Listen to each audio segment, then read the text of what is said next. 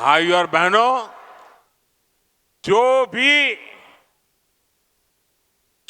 देश आर्थिक रूप से सशक्त होना चाहता है, वो शिप बिल्डिंग यानी बड़े बड़े जहाज निर्माण पर बहुत बल देता है।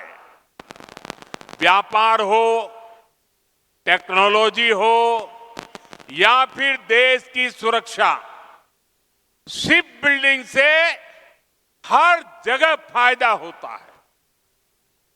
अपने जहाज होंगे तो संकट के समय दुनिया के साथ आयात निर्यात में रुकावट नहीं आएगी।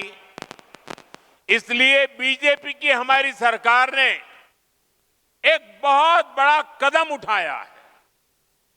हमने देश में ये बड़े बड़े जहाज बनाने के लिए, शिप बिल्डिंग के लिए 70,000 करोड़ रुपए का पैकेज मंजूर किया है। इससे भारत में 4.5 लाख करोड़ रुपए का निवेश आएगा। ये पैसा स्टील, मशीनरी, इलेक्ट्रॉनिक्स और मैन्युफैक्चरिंग से जुड़े अनेक छोटे, लघु, कुटीर ऐसे उद्योगों तक पहुंचने वाला है। इससे सबसे बड़ा लाभ मेरे नौजवानों को, मेरे देश की बेटे बेटियों को होने वाला है। इससे लाखों नई नौकरियां बनेगी। इसका बहुत अधिक लाभ हमारे उड़ीसा को होगा। यहां की इंडस्ट्री, यहां के नौजवानों को इस रोजगार का लाभ फायदा होगा। साथियों, आज देश ने आत्मनिर्भरता की तरफ बहुत बड़ा कदम उठाया है। जब टेलीकॉम की दुनिया में 2G, 3G, 4G जैसी सेवाएं शुरू हुई तो उनमें भारत बहुत पीछे रह गया था। और क्या चल रहा था वो भी आपको मालूम है। सोशल मीडिया पर कैसे कैसे चुटकुले चलते थे, 2G, 3G और फिर पता नहीं क्या क्या लिखा जाता था।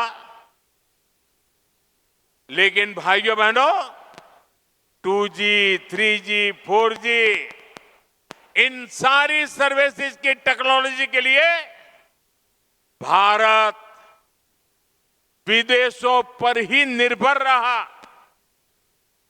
ऐसी स्थिति देश के लिए ठीक नहीं थी। इसलिए देश ने संकल्प लिया कि टेलीकॉम सेक्टर की ये जरूरी टेक्नोलॉजी देश में ही विकसित हो।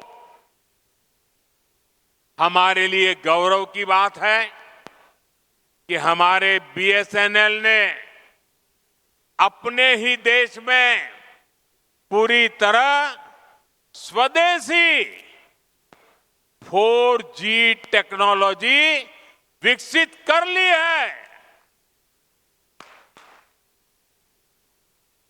अपनी मेहनत, अपनी लगन, अपनी कुशलता से BSNL ने नया इतिहास रच दिया है।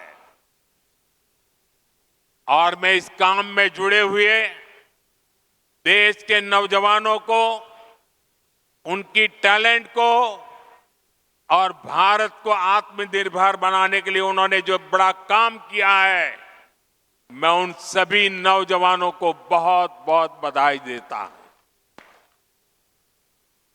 भारत की कंपनियों ने भारत को दुनिया के उन 5 देशों की सूची में ला खड़ा किया है।